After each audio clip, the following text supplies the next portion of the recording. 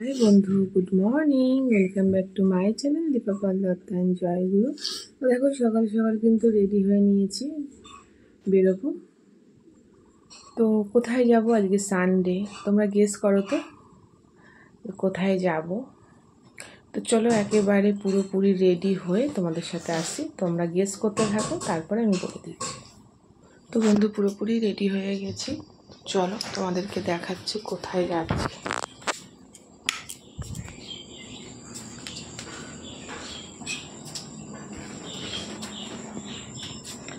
এই দেখো ছেলে ইউনিফর্ম পরে নিয়েছে, বুঝতেই পারছো মাঠে যাবে, আজকে সানডে। ওর সানডেতেও মাঠ থাকে, সেই জন্য মাঠে যাচ্ছি। তো চলো। তো বন্ধু এই দেখো বেরোলাম ফাইনালি। ওই যা 7:30 বাজে। তো দেখো বন্ধু, বাড়ির মানুষকেও কিন্তু টাকা দিতে হয়। না যাও না,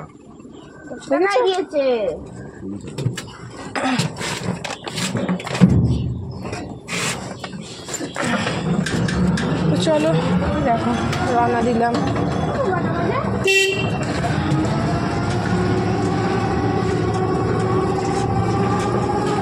তো মাঠে গিয়ে দেখা হবে। বাবা বন্ধু দেখো আমি মাঠে কিন্তু পৌঁছে গেছি। ও পাশে থাকতে পারে তো।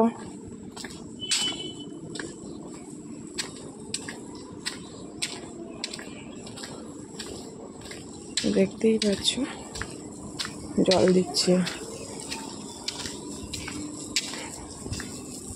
দেখো মাঠটা কত সুন্দর, বড়, দারুণ পরিষ্কার করেছে, কত বড় মাঠ লাগছে। এখন সব স্টুডেন্টরা আসেনি, তো চলো বন্ধুরা পরে আবার ফিরে আসি।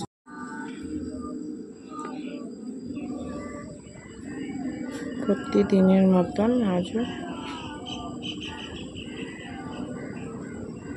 জাতীয় সঙ্গীত শুরু হবে।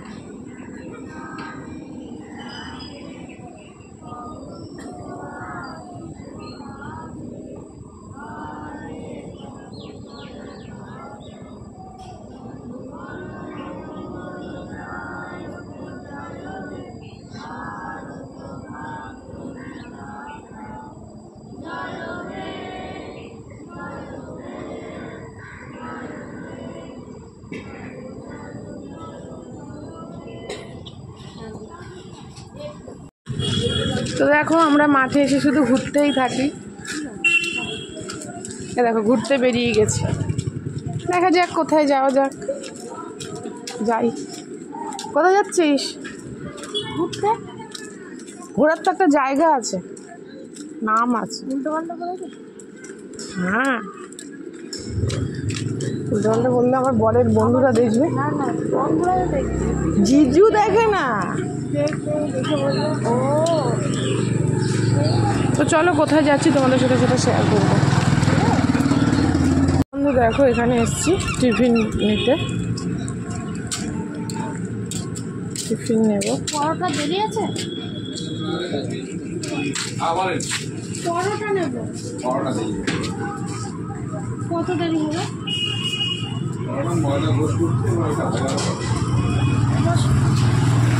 তো আমরা পরোটা নেবো। আমি এসেছি এখানে।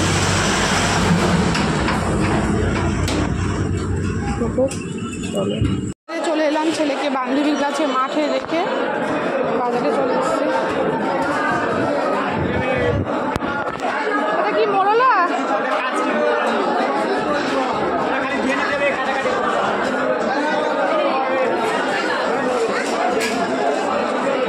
কত করে কাটছে?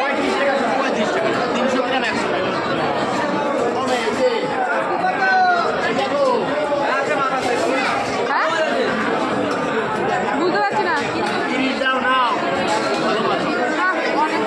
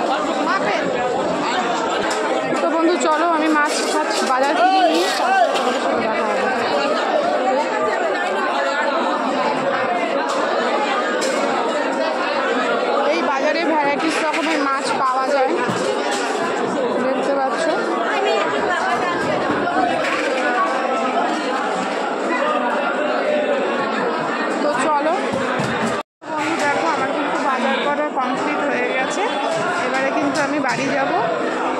দেখতেই পাচ্ছ আমরা আজকে সানডে স্পেশাল বলে আজকে কিন্তু বাজার জমজমাটি। আর দেখো আমি কিন্তু বাজার এখানে রেখেছি, আমি টানতে পারছি না।